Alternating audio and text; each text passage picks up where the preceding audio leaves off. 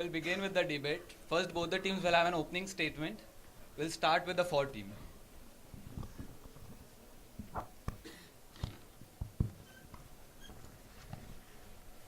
Good morning to everyone. Very happy Independence Day to all. Our topic for debate is Indian state leaders for national policy making. We are for the team. Actually, it's quite ironic that after 66 years of independence, we are still debating the role of state leaders at national policy making. If we see the history of the country, there have been number of state leaders whose political ideology as well as their thinking has been making a lot of changes in the policy of the country itself. As a voter of the country, for him, his constituency is a very small place and his country is a very large place. So he thinks more at a state level how he can bring a change for his country's development. And it is through the state level politics that a common man say comes to the national level, where his aspirations of what he wants for his country comes to the main line, and that also helps to bring the country together, which is full of diversity in itself. And it is well known there are,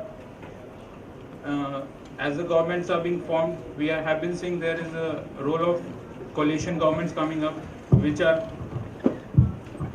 Your time is there. Thank you. Now we'll have the opening statement from the against team.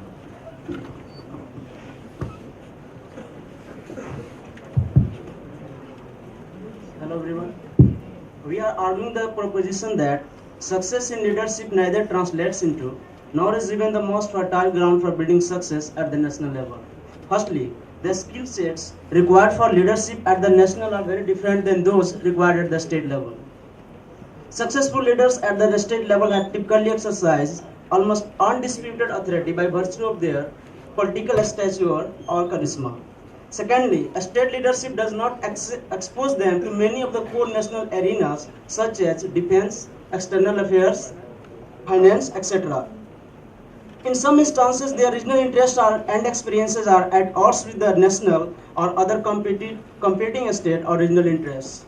Finally, most Indian states lack the socio-economic, linguistic, political and cultural diversity of the nation as a whole. For all the political jogging, most Indian states are relatively homogeneous, and the challenges state leaders face neither expose them to nor prepare them for the challenges they will face while they will be at the national leaders. Exposure in national affairs is far more effective training ground for developing and shaping national policy than parochial leadership experiences. In some instances, we have seen the conflict between the leaders which are from the regional, the conflicts there between regional and the national interest. So we are not in the situation of sending the regional leaders to the national just because there are so many reasons that I have just pointed out. We'll begin with the asking panel.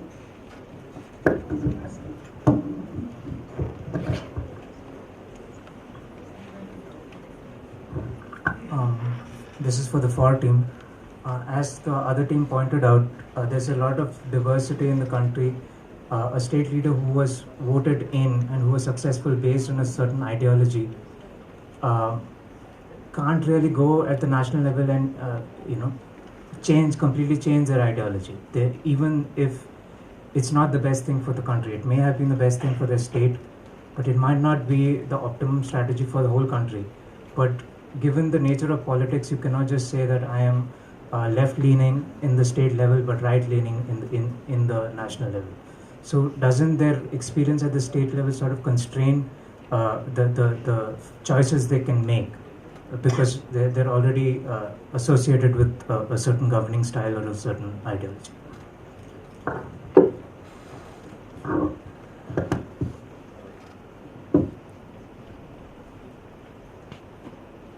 देखिए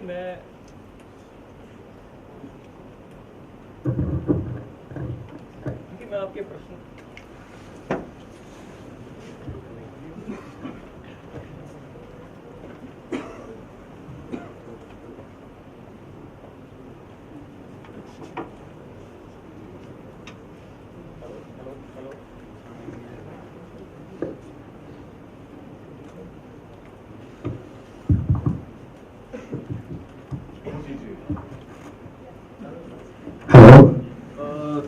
देखिए, मैं आपके प्रश्न का उत्तर कुछ इस तरह से दूंगा।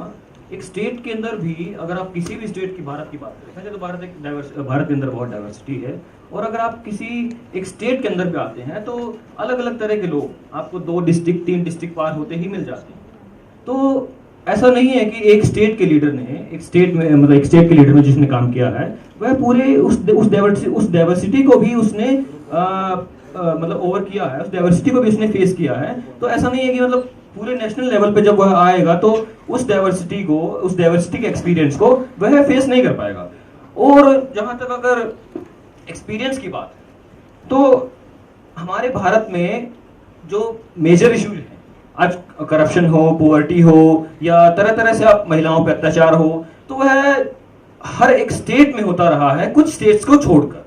तो आज अगर हमारे देश में एक स्टेट के अंदर ऐसा नहीं होता है, एक स्टेट के लीडर ने आकर वहां कुछ ऐसे काम किए हैं, लोगों ने सपोर्ट किया है और लोगों के साथ मिलकर उन्होंने स्टेट को आगे ले जाया है, तो हमें नहीं लगता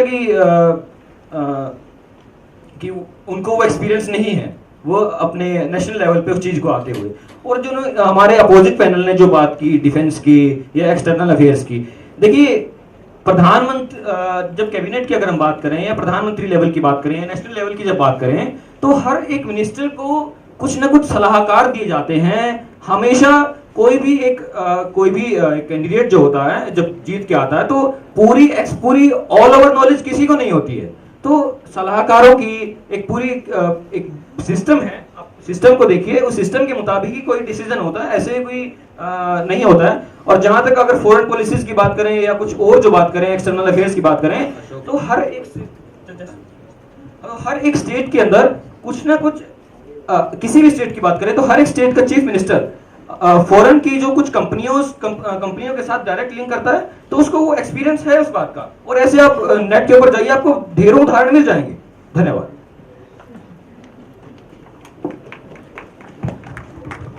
Rebuttal from the against team.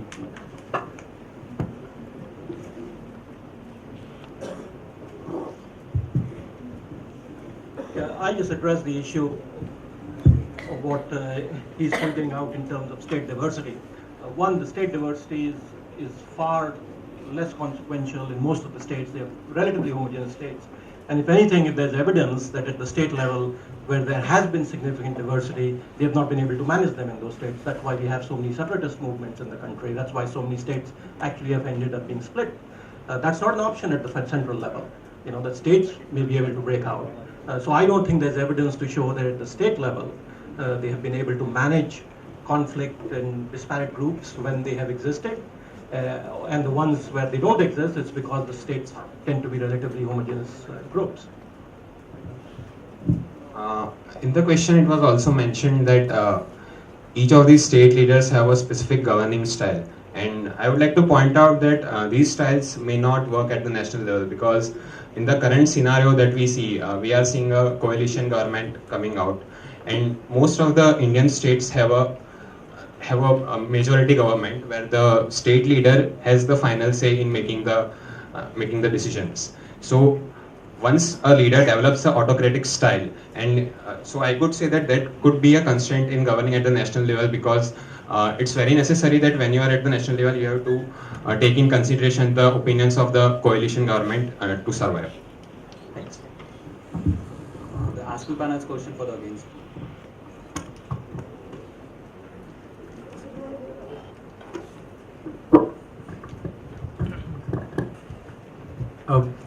This question is for the against team. So, if you consider the experience of a leader, a regional leader, the regional leader has fair amount of experience in basic governance, economics of the state, and various other law and order situations and everything. But at the same time, if you think that regional leader is not a good choice for a national level leader, then you're going to have someone who is kind of a family heir to a ruling party. And is that a better choice than a good, experienced regional leader? Otherwise, family heir is a better choice than an experienced regional leader? I would rather say that neither of them are good choices. The reason is that, yeah, a state leader has experience in basic governance, law and order, etc. But you should also consider the scale involved. Like if you consider the Gujarat budget, it's about 5% the total Indian budget. And I can give a very good analogy for this. We can consider a company, suppose an entrepreneur starts a new company and he is taking the major decisions and the company is being successful. However, once the scale increases and once the company goes public, the complexities increase and more stakeholders come in. At that time, there's a problem, and we have seen many cases of entrepreneurs getting sacked. We can take the example of Steve Jobs, Michael Dell, etc. Many times, even when the scale of companies increase, the founders have to, bring in new CEOs who can manage that scale of the company. So that way, the experience in basic governance does not necessarily, translate to a good decision making at the national level. Another point is what is a good experience. So I would rather say that if a leader has experience in, suppose, the Lok Sabha, or he has been in the advisory committee of the, suppose, finance minister, or let's say external affairs minister, then he has a feel of what happens at the national level, how decisions are taken. So I guess he would be better suited for the national level position.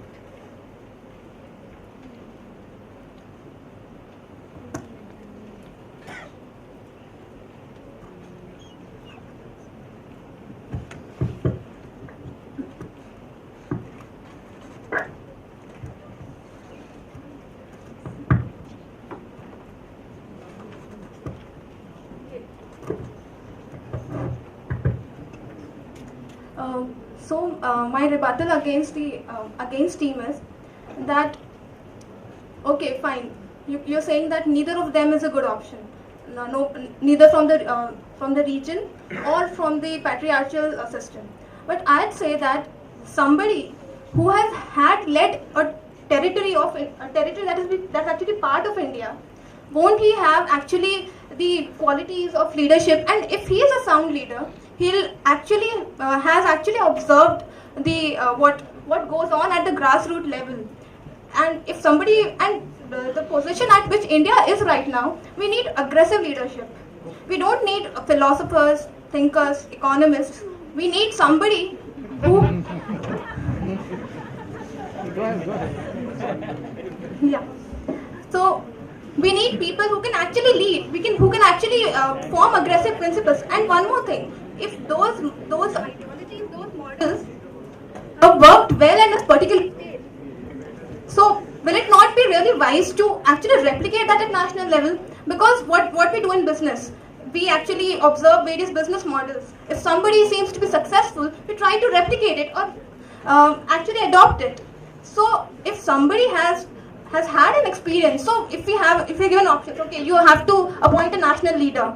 What we do, we actually, if you have to appoint a leader, what we do, we actually select from somebody who has led in some small area, or at a smaller level he has led, so that at least he has the experience of leadership. And I don't think we need to reiterate that leadership is what we require as of now.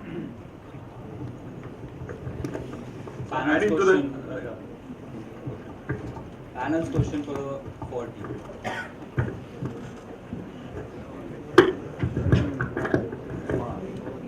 So I would like to steer the discussion to a different, so that we can come away from the discussions that have been happening here.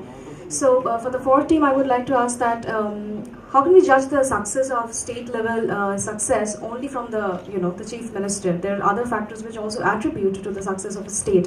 For example, development economics would argue that sometimes initial conditions are better to start with. So then, can you really look at the contribution of the chief minister as an agent of change, or there are other factors which are also contributing to that? So how would you respond to that?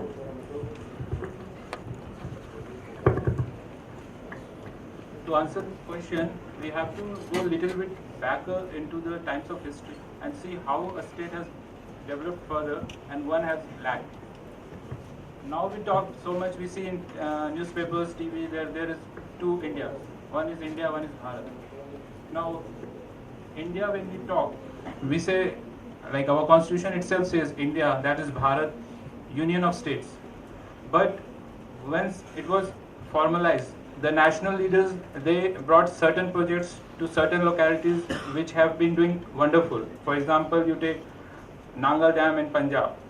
It has reaped a lot of benefit to the region located in that area rather than other areas which have been deprived. So it has created differences of area of prosperity and area of poverty.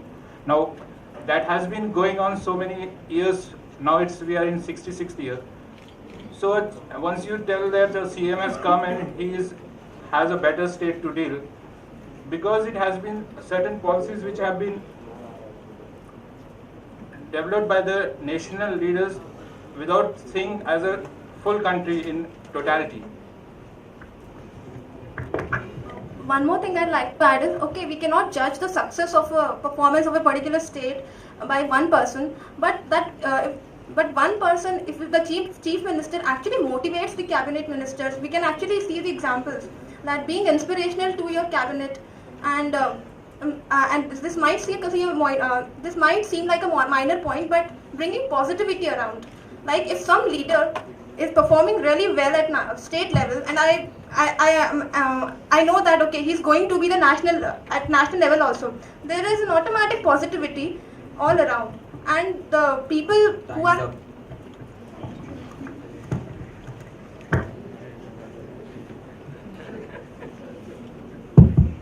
So I would like to say to the point which she made that if there is a positivity, basically government is not made and run by positivity. We should have a support of 272 MPs in Lok Sabha. Then only we are going to run a government. And even if we are giving some policies which are not directed towards the regional party or the party which has come from some state, then they are going to withdraw the support from the government, and we are not going to have a government which is going to last for a long time. So basically the main factor, that positivity that we are talking about, that it depends that whether the person which we are talking of, the prime minister or the minister who is leading them, that he can exercise that or not, because it depends on the regional interest of the parties which are coming from the state level and are part of coalition government. Asking panel's question for the against.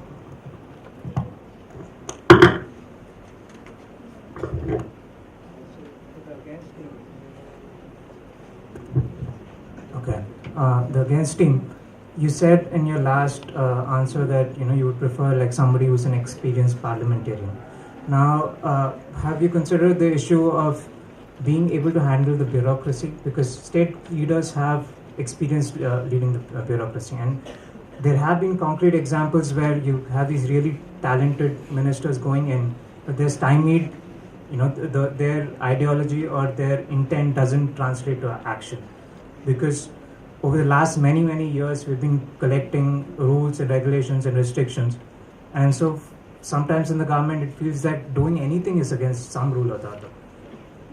Isn't somebody with experience at the state level, isn't he or she more qualified to deal with these problems? Firstly, I would like to make clear that we are not against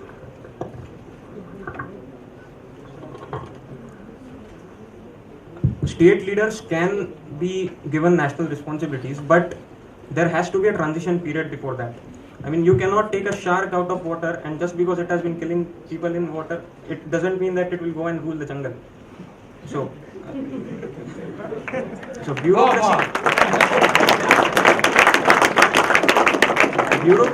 bureaucracy is a requirement. You need to know how to handle bureaucracy. But apart from that, there are a number of other things, like you have to survive in the environment of a coalition government. right? You cannot just go on making decisions like you have been doing that at state level, because you would fall. And there are many examples in that respect. People from state level have gone to the national level, but they have failed because they couldn't make policy decisions in the coalition environment that is there at the national level.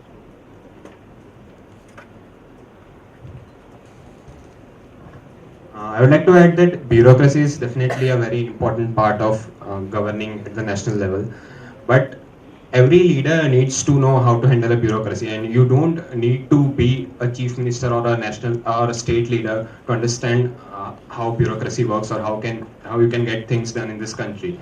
I guess any person who has been living in this country has a slight idea of that. So I would rather say that if you are not able to handle the bureaucracy, then you don't even deserve to be a minister.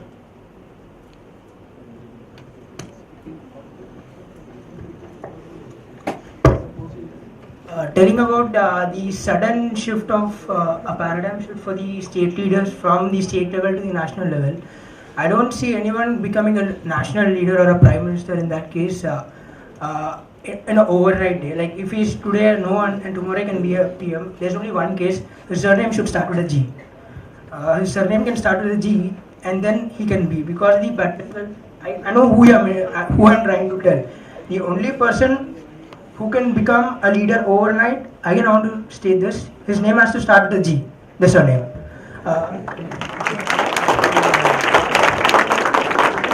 And state leaders are not going to become national leaders overnight. They need a transition period, exactly what you told. They are going to have a transitional period.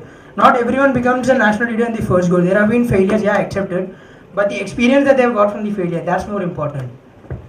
So I have one more rebuttal adding to that. So what do you define it as a center? So those who hover around Delhi and surrounding areas are the leaders who are at the state level who have some great ideas, doesn't get any chance to implement the ideas at the national level and see whether it works or not. These are the two questions as a rebuttal I want to pose. And the transition period also, are there no supporting staff at the center level to implement their ideas? They are not alone. So once they get into the cabinet, whether a state leader or someone who are highly inexperienced, they will also get necessary support if the idea is great to implement it throughout the nation. Asking Karan's question.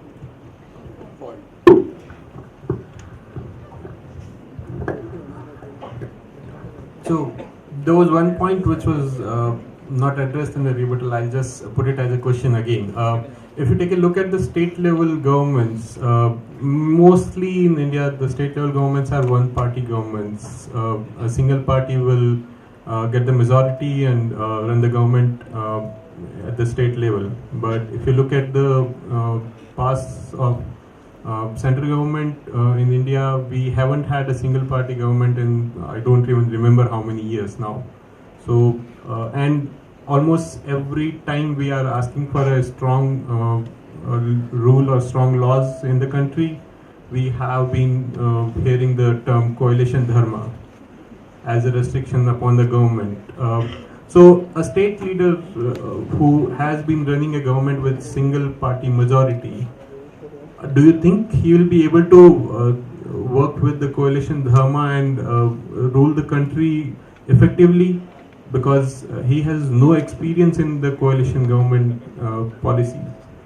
What do you think?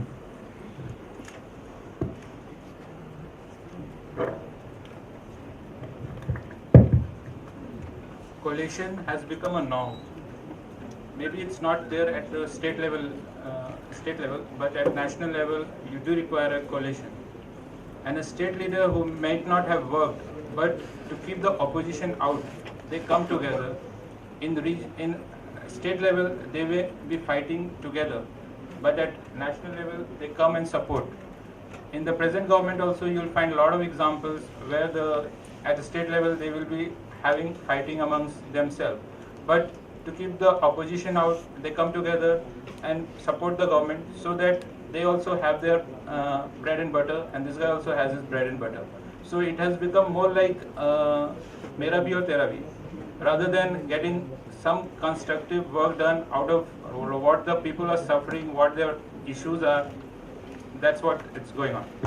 So at the end of the day, everyone wants power. So everyone, either they want to be at power at the center, they have to become in a coalition government. So they will learn to. First 6 months they may not be so comfortable having a coalition parties in their government and their views which are contradicting their views. But over time they will learn. It is not kind of like they can't be. They are rigid. They will be thrown out of the government like he said. So it is no way in the picture. So that's the argument. I would like to say that the Indian national politics is too vicious to give a leader time to learn for 6 months. I would also like to agree with Surya's point that to become a national leader without prior national experience, you need to have a surname starting with a G. So I have a very good example for that, Deve Gowda. He was the Chief Minister of Karnataka for a couple of years. He was on the Karnataka Legislative Assembly from 1962 to 1989. He's considered a very successful leader. And then he came to the National Front as a Chief Minister, and he was ousted in, let's say, less than a year. So again, I wouldn't agree that a leader has time to learn. Rather, it would be better if he gets a transition period and then comes to the National Front. It is important that the needs of the nation be addressed. We agree to that. But before you can address the needs of the nation, you first have to survive, right? How can you address the needs? How can you alleviate the troubles of the nation if you are not even surviving? Like Deve Gowda, he couldn't survive even for a year. So, asking Kanan's question for the against them. This will be the last question from the ask. So I would like to rephrase one of the comment which one of the participants made in terms of a question which I thought was interesting. So we know that there is a growing discontentment among the masses about the way national leaders are governing the country and handling some of the problems which in most cases they are unable to do that. For example, poverty, hunger, unemployment and sexual harassment in recent years. But if you look at the state level, in India there are very many states where, in terms of, they have been pretty much successful in handling the problems that I just mentioned. So don't you think, we should give successful state level leaders a chance to change the status quo? Well, at one level, the problems that state leaders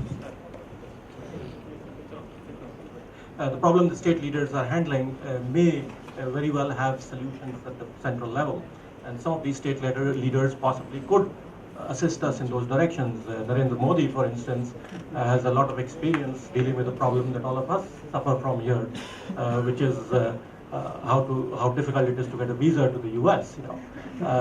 So he can possibly bring that experience, at the national level, and perhaps he can assist us in that. So our sense would be that there are certain areas where state leaders certainly can be helpful, and they should certainly be engaged at the national level for those purposes. But in terms of leading the country, providing solutions to broader context, given the levels of complexities that are involved, especially given the dynamics of Indian politics today, which is coalition government, it doesn't seem to us that there are state leaders that exist that have that level of diversity either in the state or in the political apparatus, and therefore, that they really cannot give us leadership and direction in that. But certainly, yes, if they have some good ideas in certain arenas, we should feel free to adopt them. We also should make the point that, we are not suggesting that state leadership is actually a disadvantage. The proposition that is being argued here is that there's something unique and valuable about the experience that one has at a state level. And the sole proposition for us is that the experience one gets at the national level is more important than the experience that one has at the state level. And furthermore, every state leader, every national leader doesn't arise in a vacuum. He has obviously some state experience. He comes from a state. He's oftentimes risen through the ranks. So the state experience is naturally there for virtually any national leader that is out there.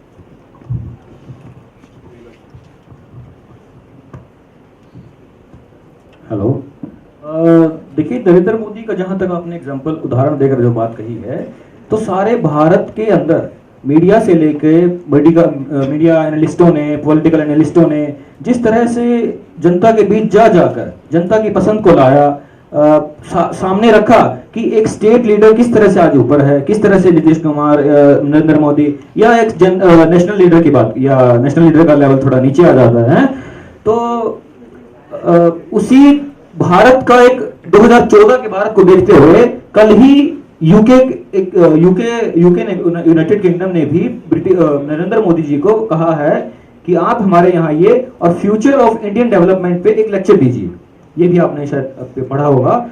और जहां तक बात US की है, तो US के भी हाल Charles Harry कुछ हैं, एक नाम है उनको, मुझे उनका नाम ध्यान नहीं है, कुछ फॉरेन मिनिस्ट्री में उनकी एक प्रवक्ता है, उन्होंने कहा है कि भारत के अंदर जो भी सरकार बने हम उसके साथ उसी पॉलिसी पे काम करेंगे जो पॉलिसी पिछली रही है।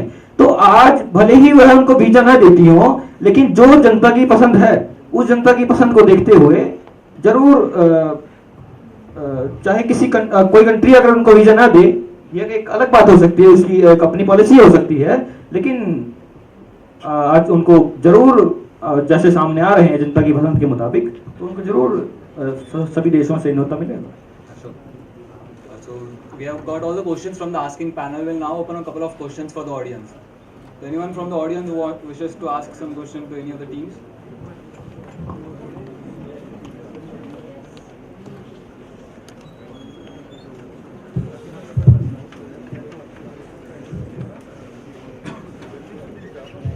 I was thoroughly enjoying the debate.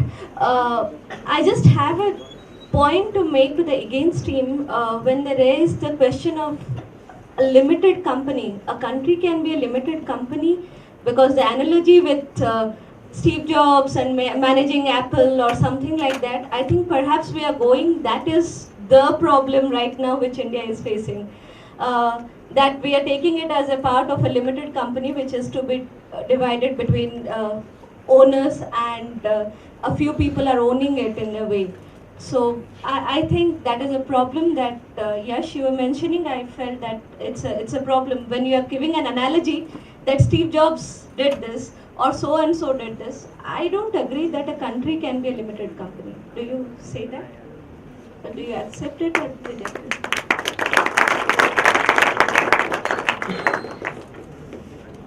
Public limited, private limited.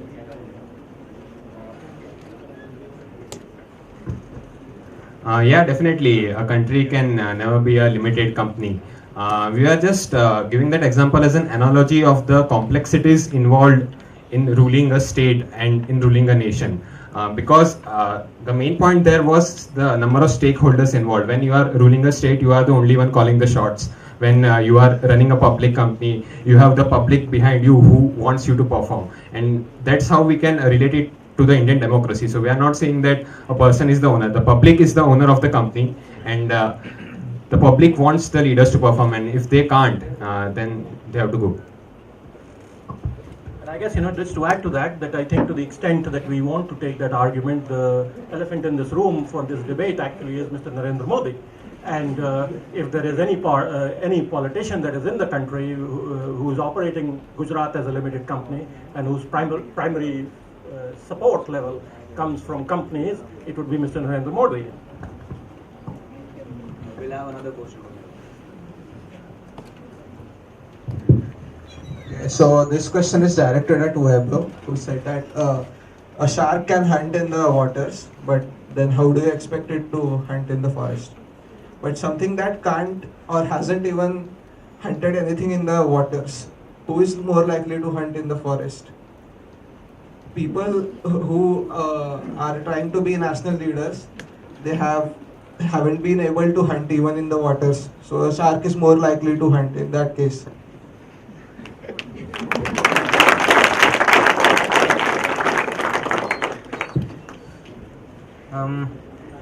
To answer that, I would say that previously there have been cases where sharks, that those who have been hunting in their regional territories, they have been given chance to hunt at national level too, but they have failed and woefully failed, I would say. In fact, 4 of the 13 prime ministers that India has seen, where they primarily had their experience at the state level, and directly from that they were given a chance to become the prime ministers. To name them, Charan Singh, VP Singh, Chandrasekhar and Deve Gowda. These were all predominantly state leaders. They performed really well in their states, in their respective areas. They were, like he said, Janta ki pasand over there. But when they were given a chance, they couldn't even survive. They couldn't even survive because the nation is very diverse. Your ideology could have been successful in your state, but that won't necessarily succeed at the national level. Can you imagine Modi in West Bengal? Yes. Not just Why not? West Bengal in India. Yeah, Why not? no. What I'm saying is that the ideologies cannot be accepted. We can't see Sonia Gandhi anywhere in India.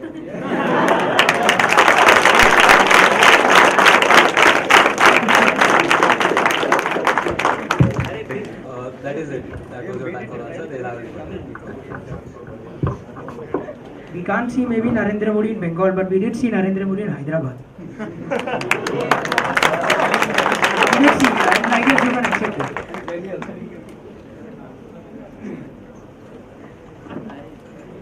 देखिए 35 सालों से waste Bengal के अंदर आपकी communist सरकार चलती रही। वहाँ की जब दो दंगे हुए, मैं उनका नाम उठाना नहीं चाहूँगा, और उसके बाद से तुरंत सरकार आ गई और वो दोबारा फिर बनी।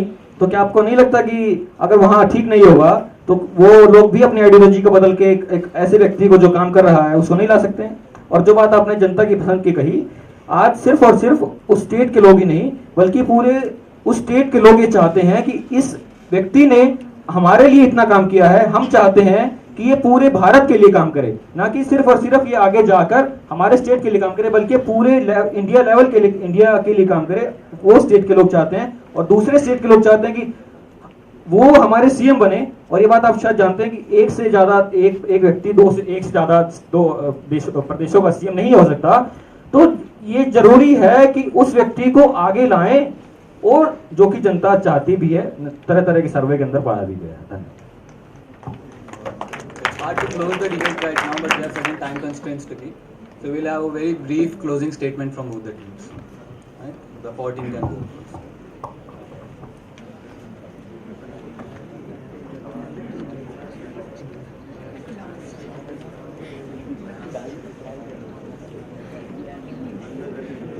Okay,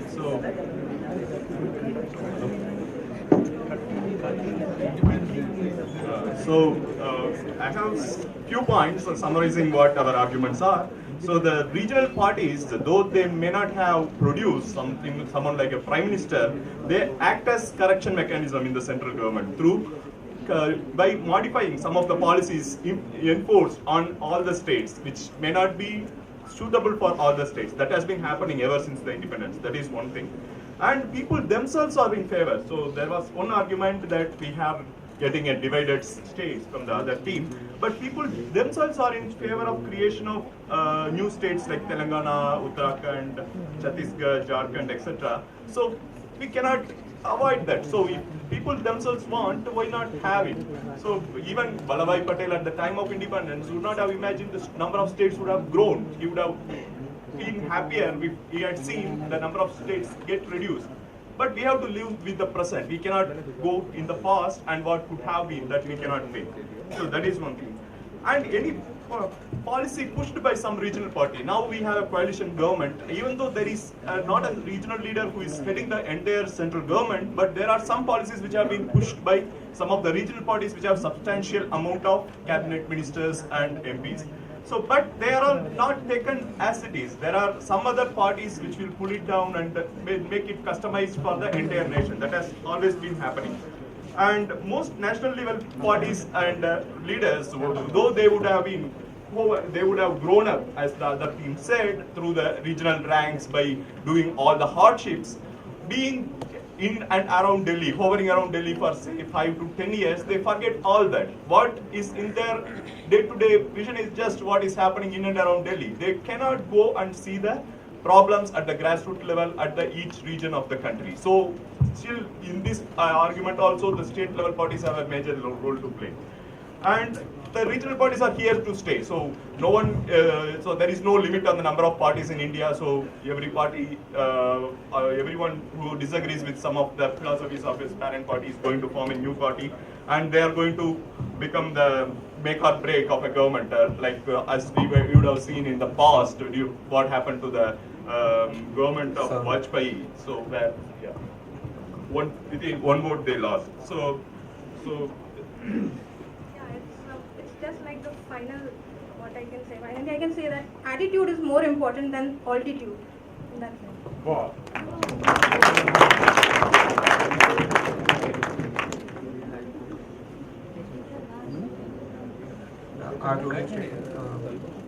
As we have argued, the domains of the state and the national are vastly different. And exposure, I repeat, exposure in national politics is very important for a state leader to succeed there, because an experience in parochial office is not sufficient, really not sufficient. This is not merely an intellectual argument, as I had pointed out before. 4 of our 13 prime ministers who rose to the national role almost directly from state level did not even last for a full year at office. Now, to be successful, to be able to replicate their success at the national level, they at least have to survive in the office. I think we should agree to that at least. But the one unrefuted empirical evidence is that state office holders have been woeful failures in managing their own political survival, much less steering a national regime. With this, we'll mark the end of the panel debate. I would like to thank all the participants, all the professors who had helped us, and especially Professor Rita Kothari who had helped us in the early stages of forming the panel debate. Thank you.